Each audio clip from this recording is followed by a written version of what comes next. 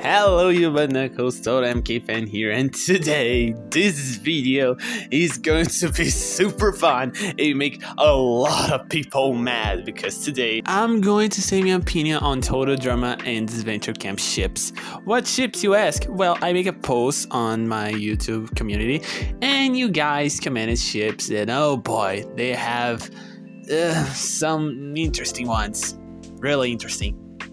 But of course, before we do something and say my opinions and all those stuff, I just have one thing to say to some people that commented: Anastasia and Logan, MK and Raj, Marissa, and I don't know, Spencer, Alessio and Logan. You know, those ships like this, they are age gap, or people that are shipping a lesbian with the straight guy, or a lesbian with a gay guy, or a gay guy with a straight woman. I have just one thing to say to you guys. You guys are sick of the head and need some help. Like, really. And not to comment about some people that said some ships involving Fiore. I really hope it was a joke and not serious, because this is gross. But enough wasting time here. Let's start with the first ship that it is. Of course, is the worst one. I mean, not the worst one, but the ones like the most. Julayne. Jula and Wayne, for those who don't know, from Total Drama Reboot. And what I can say about this shit? I mean, I understand people that shipped them back in season 1, because we didn't have a lot of interactions between characters in season 1, and they both white and blonde, and that's it, why people ship them. So yeah, besides that, I can't see a way of them becoming a couple or the ships being good. You know, Jula did interact with Wayne a lot, and the little she interacted with him, it was just her hating him, or just thinking he's disgusting, or not liking to be around him, like she is with every character from the reboot except MK. I don't understand why people ship them. I don't understand why people would want them as a couple, because Wayne and Jula are opposites, like complete opposites. Wayne plays fair, is nice, likes people, and he's dumb. And Jula, it's evil, likes to cheat, do anything to win, and she already said with her own words, I like smart people. I think people just wanted Julayne because it would be a Duncan 2.0, even though Wayne is completely opposite of Duncan too. So I don't understand. It's just because they both white and blonde. And another interesting thing besides Kool Kula, that's a really good point to not them being canon. Like, Jula was already, not say she was a lesbian, but at least she liked girls, and MK is a lesbian. That's really obvious. And Terry McGurry, one of the executive producers of the show, Chris Weiss actor, wrote some episodes, is always commenting on the things about the show, already said that Jula and Wayne will not happen. Only in an alternate reality where Jula is good or Wayne is evil. And no, she can't change her thing. No, it won't happen, okay? And if season 3 of the reboot happens, Kool will be a canon ship, because it makes sense. They already have a plot, they already have interactions, they already close. Julayne is bad, doesn't make sense, and shipping this for me is like nonsense, because why are you going to ship something you know it won't happen? So for me, this ship will go to a bad category. It's real bad, and the fans of this ship are super annoying. They always commenting on things about Kool Kula. I know Julayne shippers are rare these days, but the ones that last are like super annoying. Yes, if you know who I'm talking about, you know exactly who I'm talking about. Now, the second one that was commented the most was Trendy, that is Benji and Tristan from Disventure Camp. And what I have to say about this ship, if you ask me in the start of the season, or until episode 5, I guess, yeah, until episode 5, I would say, this ship is bad, I don't like this, because Tristan is a really good character and Benji is terrible. But after episode 6, seeing some greetings and rewatching the season, Benji grew on me as a character. I really love the character, and Tristan is one of my faves, so I think this ship could work. Of course it could work. It makes sense. Of course it makes sense. It's cute. Of course it's cute. I like this ship. I really like the, Tristan being the only one that appreciates Benji, and Benji clearly liking them. It's so obvious. If you see the greetings, you can tell. This guy has a crush on Tristan. It's obvious. And I don't hate it. I think it's really cute. Keep in mind, this video was recorded before the comeback episode, so I don't know what happened, but if Tristan comes back, he obviously going to have a love plot with Benji or something like it, and I won't be against it. I really want to see what happened. And the whole is gay or not that a non-binary person that Benji made, it's so obvious he's asking this because he's interested in Tristan. It's obvious. And Tristan didn't seem annoyed or something by this question. Of course, Tristan is a really chill person. I think they also like Benji. You can see they like each other. See, one of them just needs to make a move, and I want to see how it will happen. I can't believe I'm saying this, but I am a shipper of Tristan and Benji. It's going to the good tier ship here. Next one is Anastasia Marissa, more known as Anarissa. And for the Anastasia haters, you all can leave this video right now because they are my favorite ship of Disventure camp. They basically Gabby and Allie, but without the annoying part that is would you choose Gabby or $3 million? And Allie say $3 million, it doesn't have this only bad moment relationship. I know they just started a thing and actually didn't even start yet, but still one of the best. I love their dynamic, I love their interactions, they're cute, and they have chemistry. I mean, the whole beat scene where Anastasia is talking to Marissa because Marissa doesn't know she's a leader or she want to get enlisted, and Anastasia is saying she'll be by her side no matter her decision. It's just adorable, For me, it's still the best couple scene in the whole Disventure camp team. Yeah, I know we have James and Aiden in season 2, but I don't care. I prefer this two and this scene. You can judge me all you want. I was just mad at one little thing that happened. That is the Marissa elimination episode. Why the hell Anastasia didn't kiss her? This was a crime, and I can't forgive our nations for doing that. Next one, let's see. Oh my god. Well, we have Duncan and Curtney. Oh, this one's gonna cause a little bit of trouble here. Alright guys, ready? I'm gonna say my opinion, okay? Duncan and Curtney is terrible. Oh, now I'm gonna be hated by all the fandom. When people want to talk about Duncan, they always say Curtney is a terrible girlfriend. She treated Duncan badly. She was a jerk. She was controlling. She made a whole list of things he needs to be better. And she did a whole scene with the whole Duncan thing and all this stuff. And people judge her because of it. And I'm gonna tell you something. Duncan's not better. I think sometimes he's even worse. I mean, just his jokes and comments about women are enough for her to make a list of things she needs to change. Because this dude is a jerk. She might have loved him or something, but it's still, he was a jerk. He needed to change some things. It was really necessary. Okay, she exaggerated a bit, yes, but it wasn't terrible. It wouldn't kill him. Like, he was, oh my god, I'm so tired because I have to read this. Like, dude, you don't need to read now. I don't know. It's hard to defend because, yeah, it's a bit exaggeration. She was a bit of a jerk, but he also was a jerk and way more than her because at least she didn't say some awful things about people, in his level. She said things about people, but not in his level. Like, my god, not even Heather would say something that he said in action. If you guys know what joke I'm talking about, you know exactly what joke I'm talking about. And let's forget that he cheated on her. Oh, but they were broken up at that time. No, they weren't. They went back together on action, and they got together in that special episode stuff, and they still together on World Tour. He didn't broke up with her. He just left the game. When he got back in the game, he was dating Curtney, and he still cheated on her.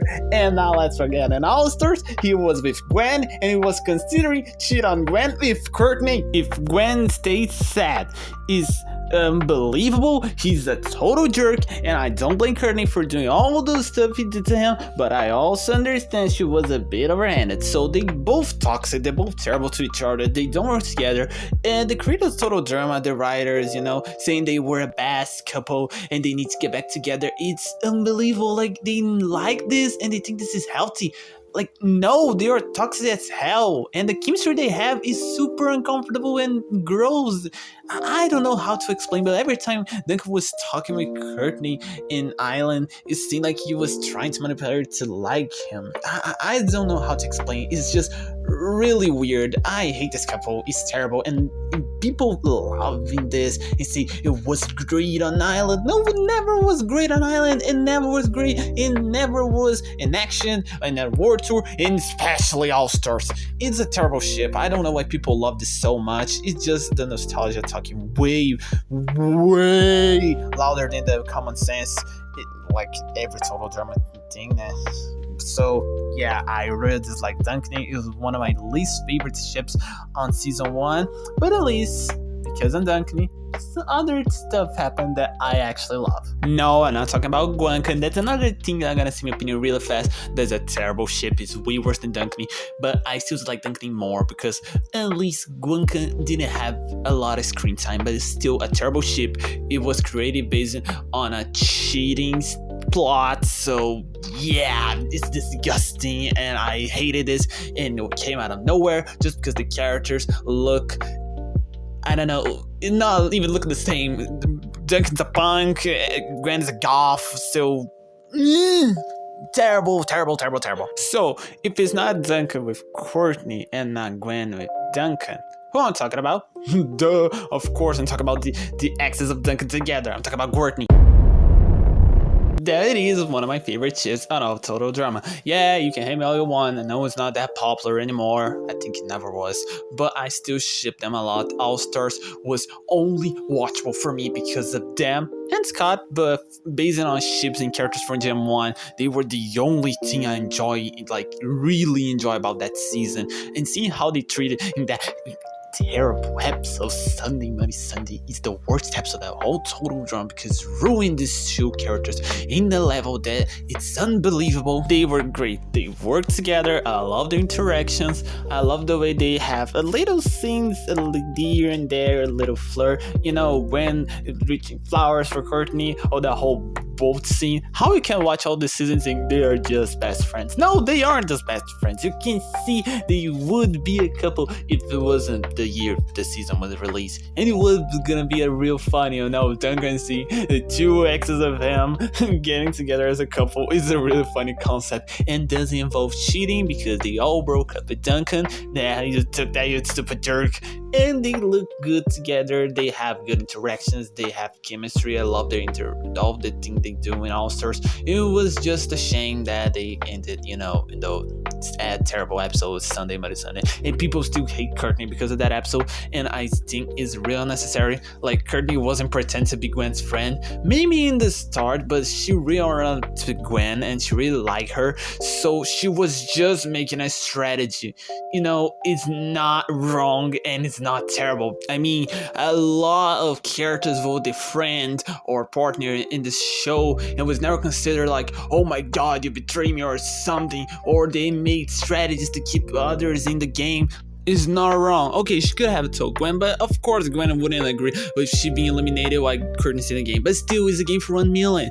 You have to have priorities. Gwen understands this. She was already a finalist. Why she can't let Curtney have this one, or Curtney just explain, look, I need the money. Yeah, I'm kind of a little biased here because I love them too, and they for a long time were my favorite ship, but they still my favorite, and I love their interactions and the way they act together. Even there's a video on YouTube of they two, I don't remember who made it, but it was like Courtney being a queerbait or something. I wouldn't consider it queerbait because the time wouldn't let them be a couple together. But I don't know, if All Stars was released last year or this year, they definitely would be a couple, and they are one of my favorites. You can judge me.